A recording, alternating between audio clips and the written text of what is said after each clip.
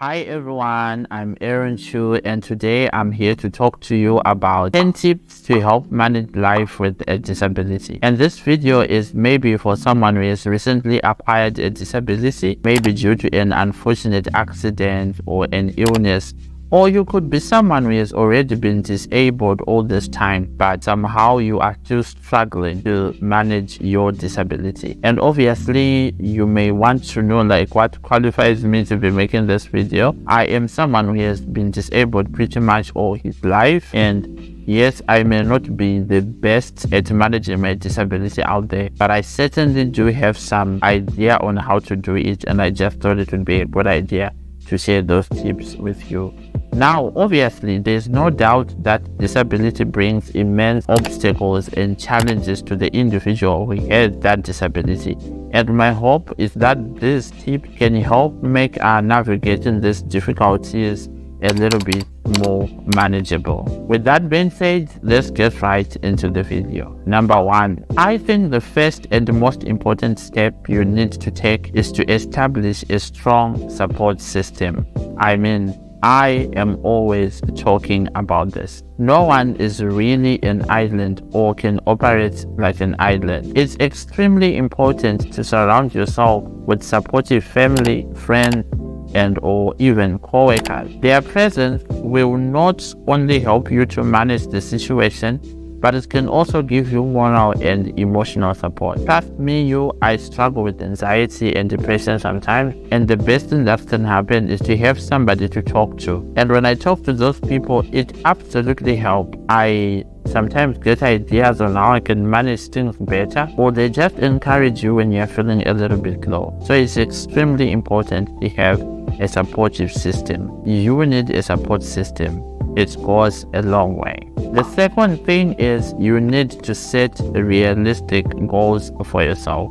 And this is something that's not only important for people with disabilities, even those without, but it's especially important for individuals with disabilities to set realistic goals. You shouldn't expect too much from yourself or set goals that are too difficult to achieve. Disability comes with a lot of complications. And the earlier you understand this, the better it will be for everyone. If you aim too high, it will only leave you feeling overwhelmed and discouraged. Give yourself some grace. Your body may no longer be as functional as it used to be, or you may not be able to do certain things as fast as everyone else around you. So you need to understand that. And then you set realistic goals for yourself. I always give the example that when it can take someone 7 minutes to have a proper shower, for me, it's always an event. I probably need an hour to have my bath. And if I say I need to cut down on the time that I take getting my bath, and I say I want to do it in 15 minutes, is it really realistic? Or maybe moving to something like 45 minutes is much more manageable. It's just something to think about. Number 3, you need to take charge of your own care. And yes, I am talking even about those people whose disabilities require them to get assistance from a caregiver. The reason why it's important for you to understand your own care is so that you'll be able to convey that message to whoever is helping you with your personal care. The person who should understand the most about what needs to be done, when it needs to be done, and how it needs to be done should be you, so that even if you are moving from one person to another, you are able to communicate that to the best of your ability, which will ensure that people are also able to help you in a safe and dignified way. So you should really take the time to learn how to manage your own care. Knowing how to handle your scheduling, your medications, what time you take them, communication or treatment can make things easier in the long run. It also means you don't have to rely on other people to figure out how to do things or to remember on your behalf that you need to take your meds. Yes, sometimes you may not be able to remember it by yourself, but if you can, please do so. The fourth step would be to talk to a mental health professional. This is something that I'm still learning to do myself, because having a disability can bring a lot of mental struggle. It's extremely stressful. No matter how strong you may think you are, you do need people to talk to. especially when you are feeling a little bit overwhelmed or overburdened. It's important to talk to someone who can provide coping mechanisms and structures and ideas that can help you with solving any problems that come your way. And the reason why this is also important is that someone can keep track of where you are mentally and will be able to advise you if you need any kind of help. Number 5. You need to utilize available resources. Do some research ahead of time to know what resources you have and what you can access. Like, for example, are there support groups that surround you? Are there organizations for people with disabilities or maybe your nature of disability? Do they provide any kind of charity or assistance in acquiring assistive devices? You need to know all these things. And when you know the resources that are available to you and you utilize them, it will only help in making your overall life way better than it should otherwise be. Number 6, you need to stay organized. Creating and following a routine can keep you and your care on track. Having lists and filing systems, if you are able to have those, can help you with this. Let me tell you, when you are disorganized, everything becomes way more complicated than it needs to be. But when you know that when I wake up, I do this, I do this, I do this, these are the steps that I take, and this is how we do certain things.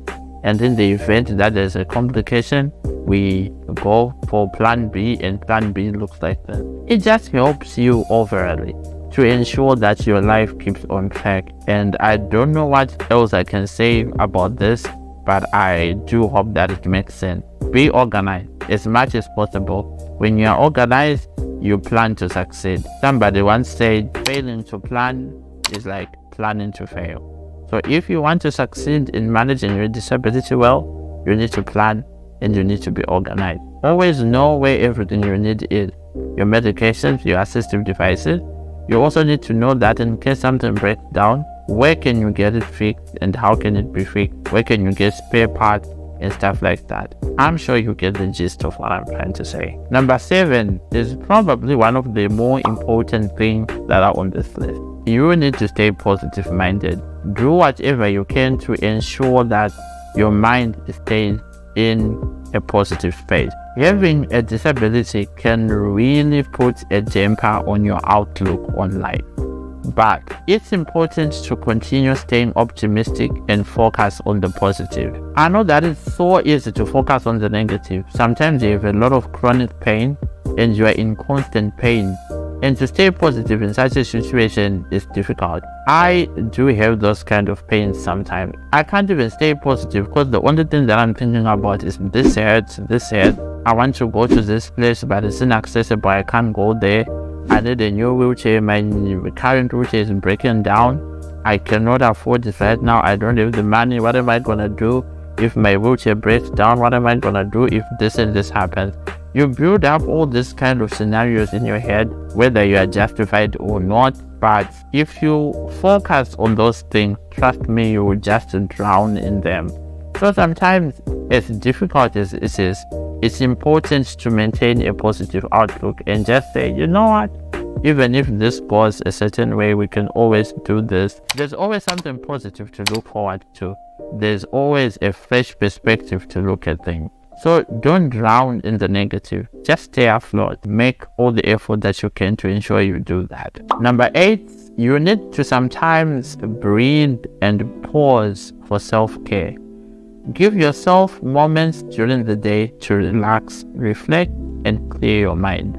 I don't really think there is much more need to say here. Number 9, you need to advocate for yourself, whether it be in the workplace or elsewhere. It's important to speak up and make sure that your needs are being met. I have spoken about this example before. When I started my undergraduate degree, the university wasn't really accessible to someone who was using a wheelchair. I was actually the first student they had who was a wheelchair user. So the first few weeks, I really just stacked it up and didn't say anything. But I was fortunate enough that the director at the time called me and said, look, if you're having any challenges, please come to us and let us know how we can try and solve them for you. And that's when I was like, oh, okay, actually, Yes, I have been having challenges with this and that. My bathroom is like this. The front door, the main door is inaccessible. Maybe if you could put a ramp and so on and so forth. And as soon as I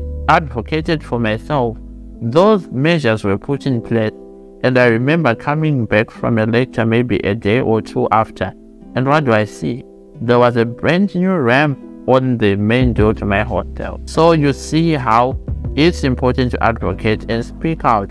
Sometimes you may think people are not taking care of accessibility needs, but in reality they actually don't know what they need to do to ensure that your needs are being met. So speak out, be confident, say what's on your mind, and say it with your chest.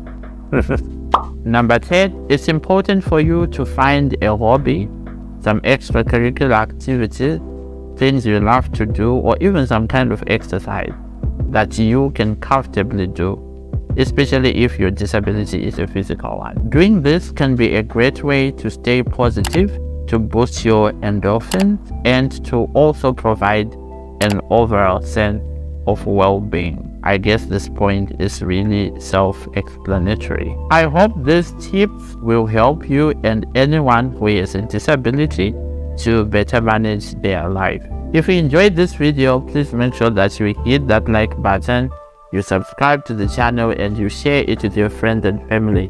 If you have anything maybe that you think I left out, or any contributions that you may want to give, please do so through the comment section. Just type your comments below and I'll be happy to reply to you and hear what you have to say. Thank you for watching. Remember, your life is a gift. Make it count always. See you soon in a new video.